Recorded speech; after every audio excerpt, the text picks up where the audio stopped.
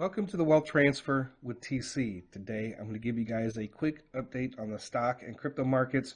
Kind of share some things where I think that what we might be seeing in the next month and a half.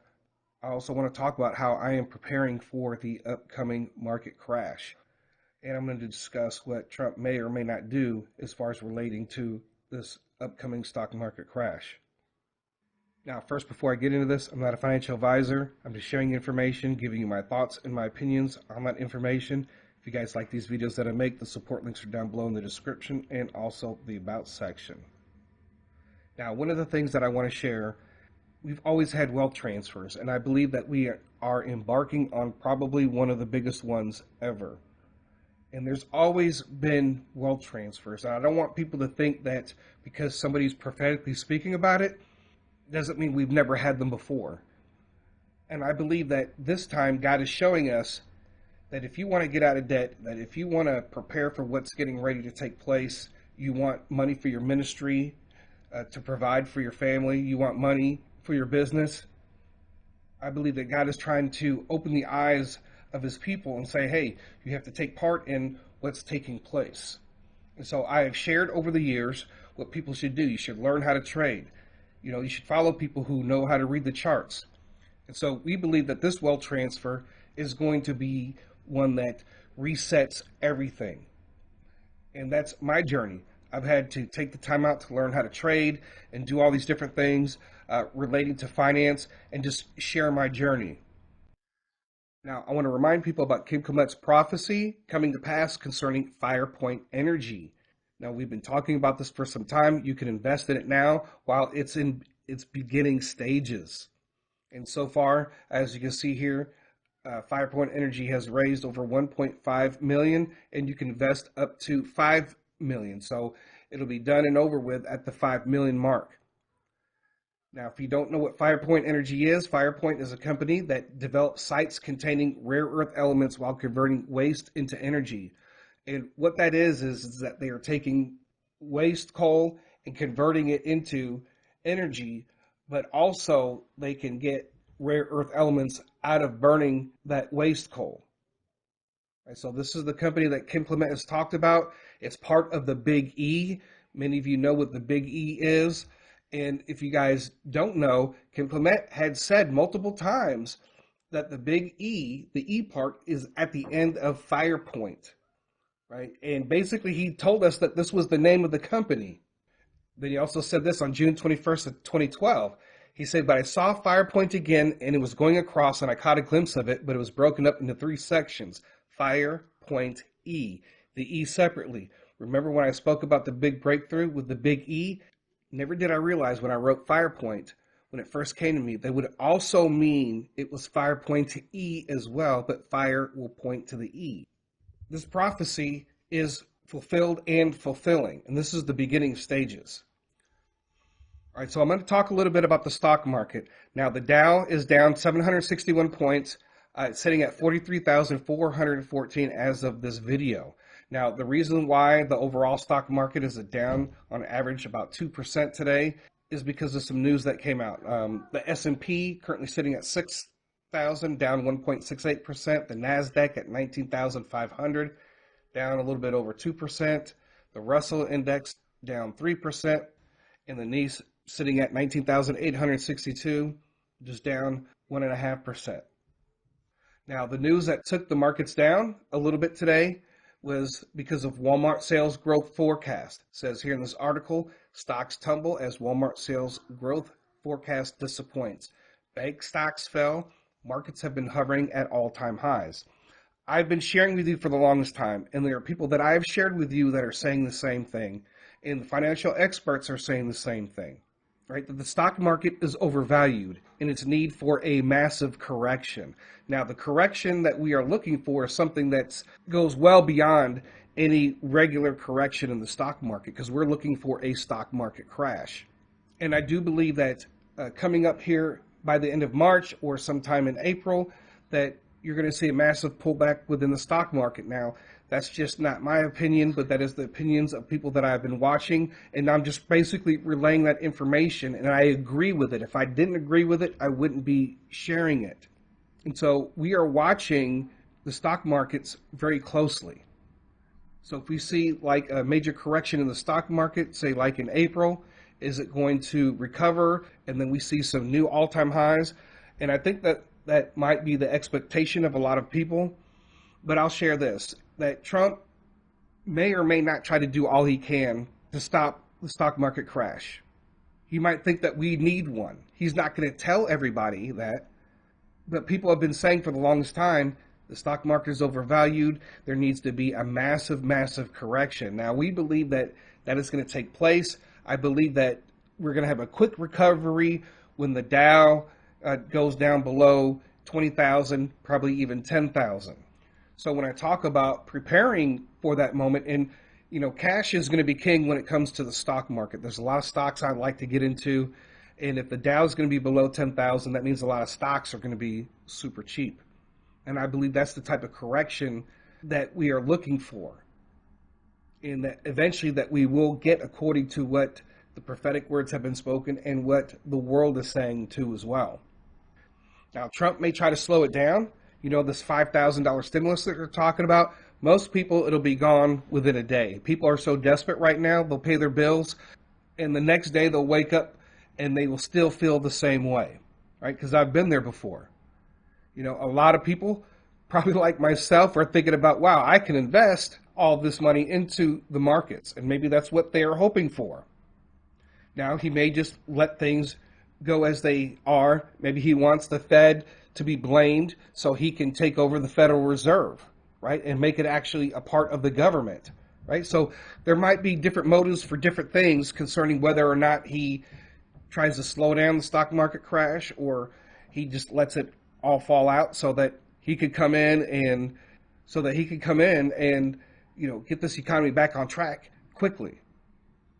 So we know that the economy is on shaky ground. So we're just going to be watching and watching and waiting for that moment. At the same time, if you can also, and I know it's hard for a lot of people, but try to stock cash for the stock market. Some of you, you guys took the initiative to become stock traders, and some of you guys are doing very well. I know because you tell me.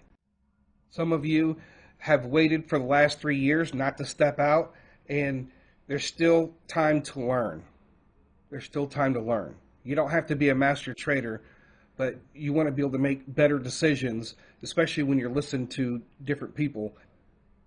So whenever this major stock market crash takes place, right, one of the things that you need to prepare for is what stocks do you want to get. When this link that I have here will be down below in the description, and it's just basic. It tells you what all companies that are in the Dow. So if you believe that the Dow is going to go below 10,000 points in this next market crash, that means a lot of these companies will be much, much cheaper during that time period. And if you have the cash, you can buy a lot of these stocks. Now, you have like Amazon, American Express, Apple, Caterpillar, Home Depot. There's a lot of different stocks, McDonald's, right? Walt Disney. So we talked about that, right? I wish that we could come all together, and when this market event happens, that we're all able to go in and buy a lot of the Disney stock and have influence what is taking place with Disney. And all that remains to be seen. So on the same link, you can take a look at the top NASDAQ 100, right? And then you can say, okay, maybe I want some of this company or that company. So you have to do your research, but a lot of companies are going to make it through this next market crash cycle. I don't know what's going to happen to pharmaceutical companies. I know that hospital stocks may go up because I know that DJT is going to try to work out some type of universal healthcare system. So I actually put a couple links to this to where you can start doing research. When this event happens, you can be prepared, and you already know what stocks that you really want to get into and whatever God leads you to. All right, so Bitcoin is currently down 3% for the day, 95,408.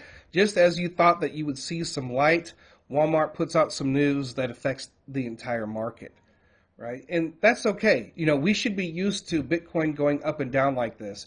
I think the biggest problem that we have when it comes to the cryptocurrency markets is there's too many altcoins and there's too many meme coins. I'm at the point to where I don't want to hear about another coin.